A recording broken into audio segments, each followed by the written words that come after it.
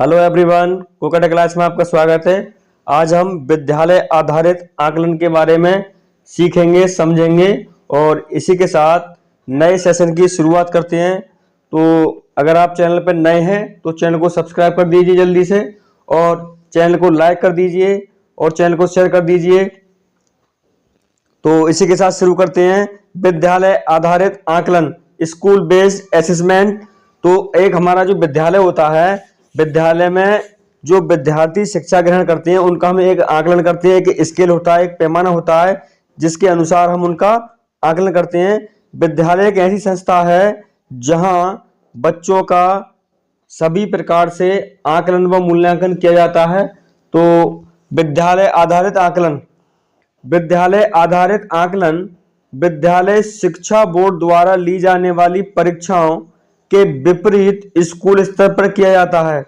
इनके कहने का मतलब यह है कि जो शिक्षा बोर्ड है, शिक्षा बोर्ड द्वारा एक परीक्षा होती है, तो परीक्षा के विपरीत स्कूल स्तर पर यह काम किया जाता है, जो विद्यालय आधारित आकलन है। इसका अगला पॉइंट है, यह मूल्यांकन विद्यालय द्वारा विकसित अनुसूची और बोर्ड द्वारा जारी किए गए मार्ग निर्देशों के अनुसार अध्यापकों द्वारा किया जाता है। ये जो हमारा स्कूल बेस्ड असेसमेंट है, इसमें होता क्या है दरअसल कि जो हमारे दिशा निर्देश है, मार्ग निर्देशन है, और जो अध्यापक होते हैं हमारे विद्यालय समिति और अध्यापक, इन्हीं के द्वारा इसका मूल्यांकन होता है। यानी जो दिशा निर्देश दिए गए हैं उन्हीं के अनुसार हम बच्चों को शिक्षा देंगे और उन्हीं के अकॉर्डिंग बच्चों का मूल्यांकन करेंगे। ये विद्यालय के अंदर और बाहर दोनों जगह पर जीवन में सभी प्रकार की शिक्षा प्राप्ति को प्रोत्साहित करता है। प्रत्यक्ष अनुभव द्वारा, जीवन के दैनिक अनुभव द्वारा किया जाता है। ये जो हमारा स्कूल बेस्ड असेसमेंट होता है, ये विद्यालय के बाहर भी हो सकता है और विद्यालय के अंदर भी हो सकता है। मतलब ये दोनों जगह हो जाता है और हमारा ये प्रत्यक्ष रूप से होता है। मतलब स्टूडेंट को बिठाल करके अध्यापक तब उसका आकलन करते हैं और कि देखते हैं कि कितना उसे सीखा और कितना उसे अभी सिखाने की आवश्यकता है। तो ये हमारा जो दैनिक जीवन में अनुभव के द्वारा ऐसे सीखा जाता है। ये मूल्यांकन हमेशा विद्यालय स्तर पर ही किया जाता है।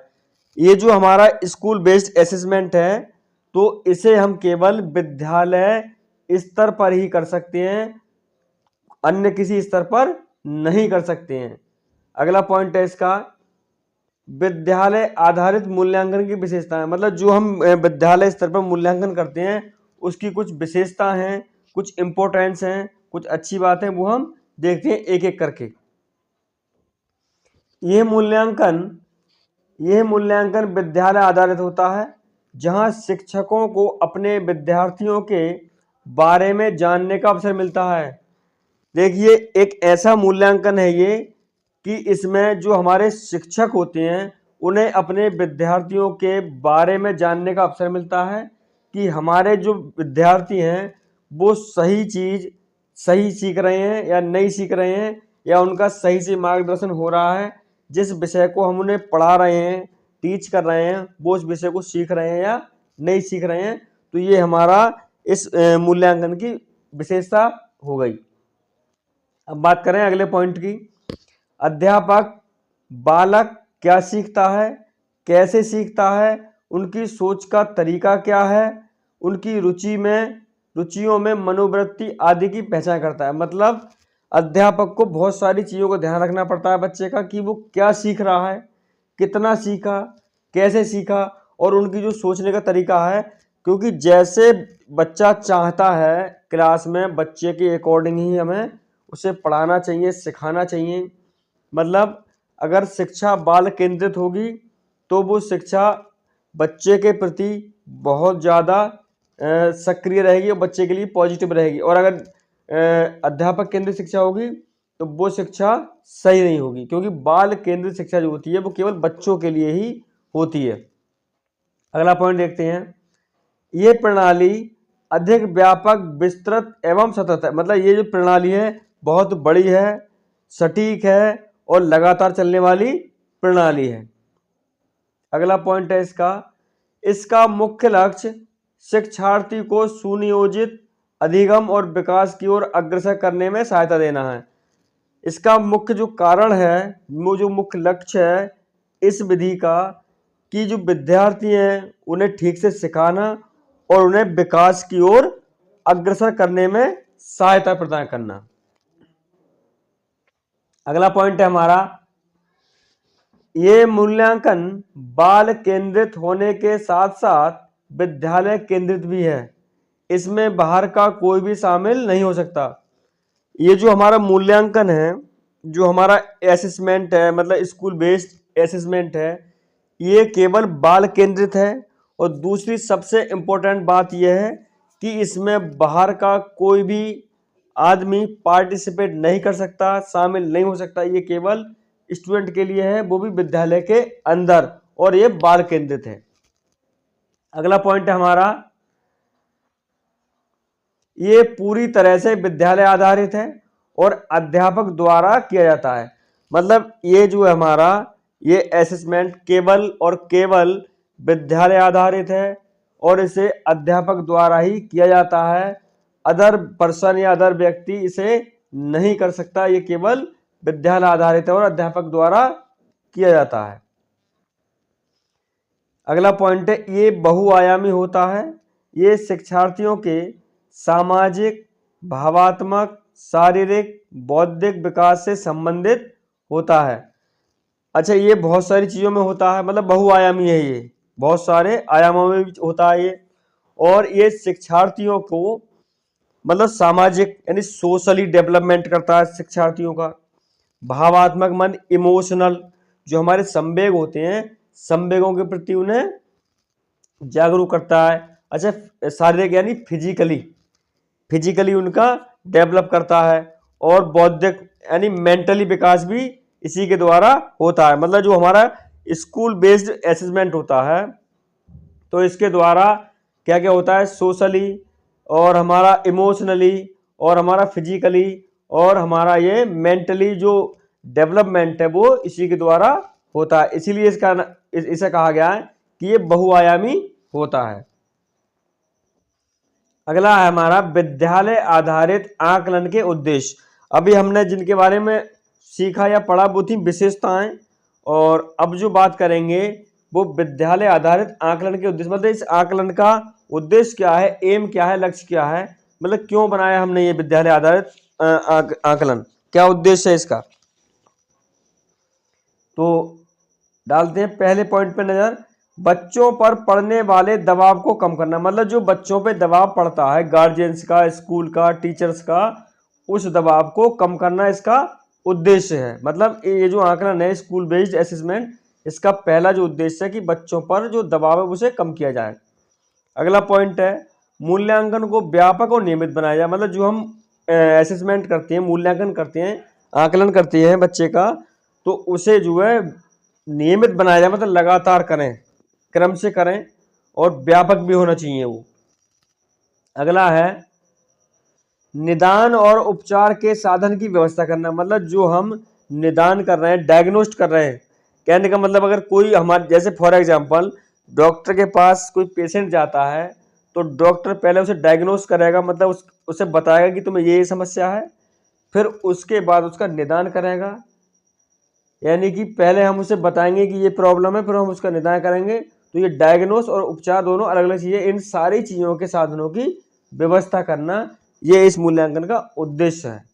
अगला पॉइंट है अंकों के स्थान पर ग्रेडों का उपयोग करना। मतलब क्या है कि हम अंक ना दे करके बच्चों को ग्रेड दें, ग्रेड सिस्टम से इसे जोड़ दें, तो ये इसका उद्देश्य है।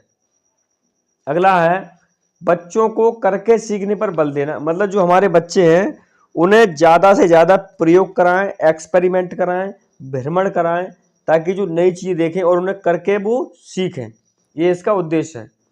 अगला है अध्यापक को सृजनात्मक अध्यापन मुहैया कराना। मतलब क्रिएटिविटी, नई नई चीज़ें, अध्यापक को ऐसा माहौल मुहैया कराएं अध्यापन के लिए, मतलब ऐसी चीज़ें उसे उपलब्ध कराई जाएं जो वो नई नई चीज़ें करके स्टूडेंट को बताए, नई नई क्रिएटिविटी करे, ताकि स्टूडेंट जो है हमारा वो उन चीज़ों को जाने और उन्हें करके सीखने पर जोर दे। अगला है हमारा सीखने के प्रतिफल, मतलब जो चीज़ हम सीखे उसकी प्रतिफल भी होनी चाहिए। लर्निंग आउटकम्स, ये हमारे सीखने के प्रतिफल हो जाएंगे। देखते हैं सीखने के प्रतिफल क्या है। सीखने के प्रतिफल ये एक प्रक्रिया है जिसमें हम ये देखते हैं कि जो बच्चों को पढ़ाया गया है वह उसने कितना सीखा है। एक अध्यापक के द्वारा बच्चों को गुणवत्तापूर्ण शिक्षा दी गई है या नहीं, ये भी सीखने के प्रतिफल से मालूम चलता है। तो सीखने के प्रतिफल से पता चलता है कि बच्चों को सिखाने की एक ये प्रक्रिया है कि उसने कितना सीखा, क्या सीखा, और जो दी गई शिक्षा है वो गुणवत्तापूर्ण है भी या नहीं है, ये हमें सीखने के प्रतिफल से पता चलेगा। देखते हैं अगला पॉइंट। सीखने के प्रतिफल छात्र केंद्रित होते हैं, मतलब सीखने के प्रतिफल जब ही हमारे सक्सेस होंगे जब ये छात्र केंद्रित होंगे। अगर अध्यापक केंद्रित होंगे तो वो सीखने के प्रतिफल सक्सेस नहीं होंगे और होंगे नहीं, पहली बात तो, क्योंकि सीखने के प्रतिफल जो होते हैं हमारे लर्निंग आउटकम्स जो होंगे वो केवल और केवल स्टूडेंट सेंटर्ड होंगे, यानी छात्र केंद्रित होंगे। अगला पॉइंट है ये गुणात्मक और मात्रात्मक दोनों होते हैं, मतलब ये गुणात्मक भी होते हैं, मतलब मल्टीपल में भी होते हैं और क्वांटिटी में भी होते हैं। जो लर्निंग आउटकम्स हैं हमारे वो मल्टीपल में भी होंगे और हमारे क्वांटिटी में भी होंगे। अगला है बच्चा सीखे हुए ज्ञान का उपयोग भी कर पाए और सीखने के प्रतिफल में भी आता है, मतलब जो बच्चे ने सीखा उस ज्ञान का उपयोग भी वो कर ले और उसे हम सीखने के प्रतिफल में भी वो आ जाए। फॉर एग्जाम्पल, जैसे बच्चे को पृथ्वी के पर्यायवाची लिखने को कहा जाता है तो वह लिखता है पृथ्वी भू भूमि धरा, मतलब पृथ्वी के उसने पर्यायवाची लिख दिए। बच्चों को इस पर एक लेख लिखने को कहा जाता है और बच्चा उस लेख में पर्यायवाची शब्दों का प्रयोग करता है तो वह कहलाता है सीखने का प्रतिफल। कहने का मतलब यह है कि अध्यापक महोदय ने बच्चे से कहा कि बेटा पृथ्वी के पर्यायवाची मतलब लिखो, तो उसने मतलब पृथ्वी के बारे में कहा तो उसने पृथ्वी के पर्यायवाची लिख दिए, मतलब सीखने के प्रतिफल में कहा कि उनका उपयोग हम कैसे करेंगे, तो उसने पृथ्वी के पर्यायवाची लिख दिए भू भूमि धरा। तो ये हमारे सीखने के प्रतिफल हो गए। अब आता है हमारा अगला स्टेप। राष्ट्रीय स्तर पर एनसीईआरटी के सहयोग से कक्षावार विद्यार्थी के सीखने के प्रतिफल को परिभाषित किया गया है। मतलब एक हमारी राष्ट्रीय संस्था है एनसीईआरटी, तो इसके अकॉर्डिंग इसे परिभाषित किया गया है। क्या है ये वो देखते हैं। राष्ट्रीय उपलब्धि सर्वेक्षण एनएएस का आधार सीखने का प्रतिफल है, ये भी इसी का प्रतिफल है।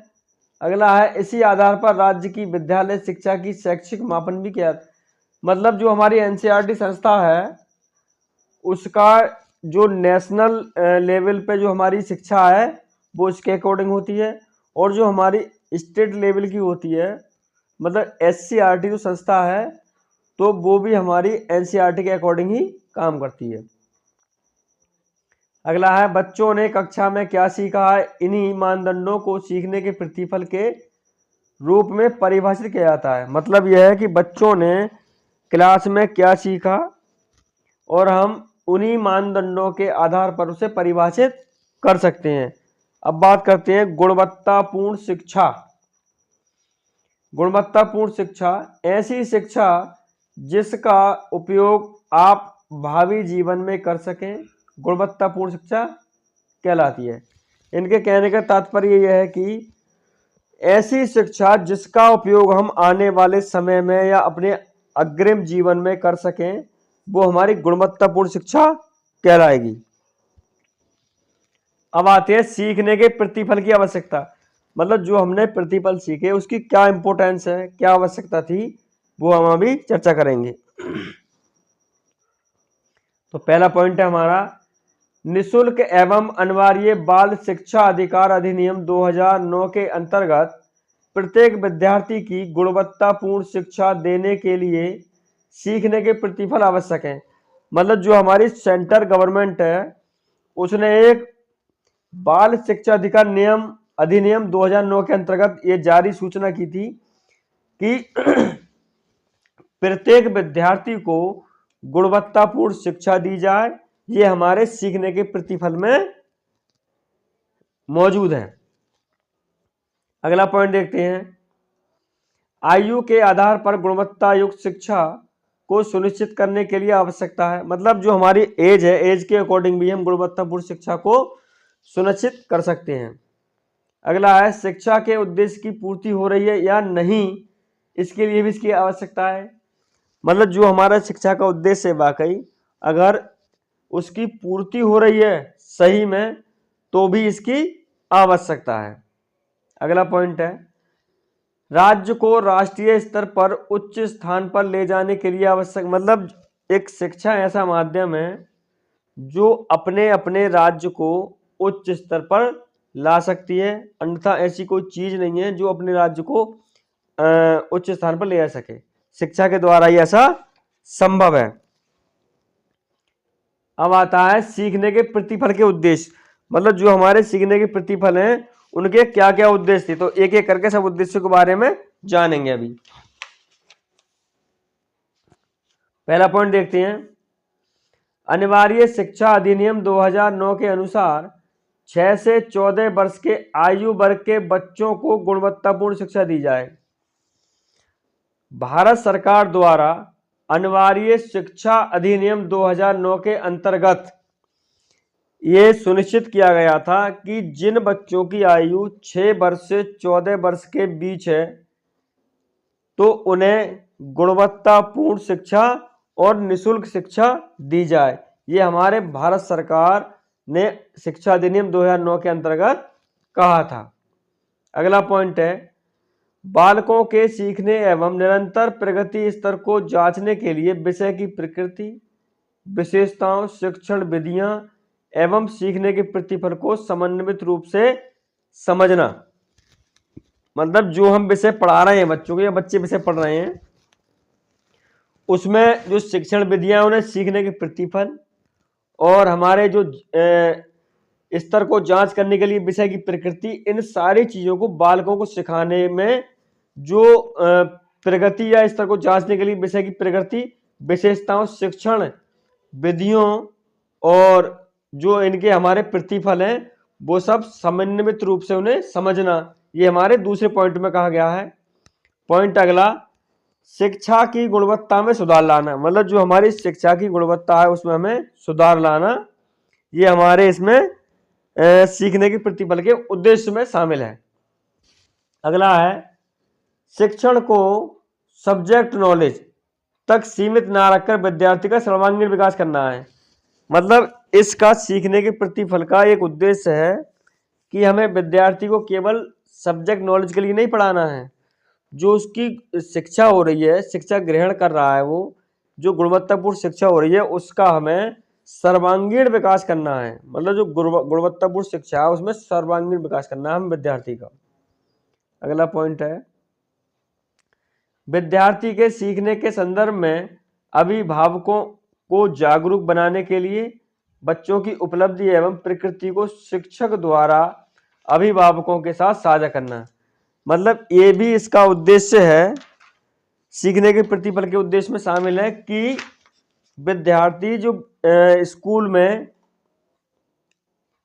शिक्षा ग्रहण कर रहे हैं तो उस शिक्षा के बारे में कि आपके बच्चे ने ये काम अच्छा करा, ये काम गलत करा, तो उन सारी चीज़ों के बारे में उनके गार्जियंस को, माता पिता को जागरूक करें ताकि वो भी अपने बच्चे के प्रति सजग रहें और बच्चों के प्रति उनका सहयोग करें, ताकि बच्चे को जो विषय पढ़ रहा है या जो शिक्षा ग्रहण कर रहा है उसे ग्रहण करने में से कोई तकलीफ ना हो। अगला पॉइंट है हमारा, स्पाइरल रूप में सीखना यानी जोड़ना। स्पाइरल का मतलब होता है जोड़ना। स्पाइरल रूप में सीखने से आशय है कि अधिगम प्रक्रिया से मूल्यांकन तक पहुंचा जाए एवं कमजोर भाग का पता लगाकर पुनः शिक्षा दी जाए। इस प्रक्रिया को तब तक किया जाना चाहिए जब तक सीखने का प्रतिफल प्राप्त न हो जाए। इनके कहने का मतलब यह है कि स्पाइरल का मतलब यह है कि हम किसी काम को जब तक करते रहें जब तक कि हमसे वो कार्य पूर्ण रूप से करना ना आ जाए। मतलब ये हमारा सीखने के प्रतिफल में शामिल है। तो इसमें क्या है कि जैसे कोई विद्यार्थी पढ़ाई कर रहा है और उसे एक चीज बार बार समझ नहीं आ रही है तो हम उसे कई बार समझाएंगे, मतलब पुनः उसके कमजोर भाग का पता लगा करके हम उसे बार बार वही चीज समझाएंगे तो उसकी समझ में आ जाएगी। तो ये कहलाएगा हमारा स्पाइरल में सीखना, यानी जोड़ना, अच्छी बातों को जोड़ना।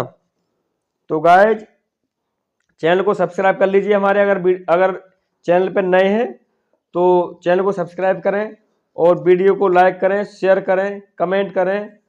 और इसी के साथ इस सेशन को ही समाप्त करते हैं। कल मिलेंगे नए सेशन के साथ। जय हिंद, वंदे मातरम।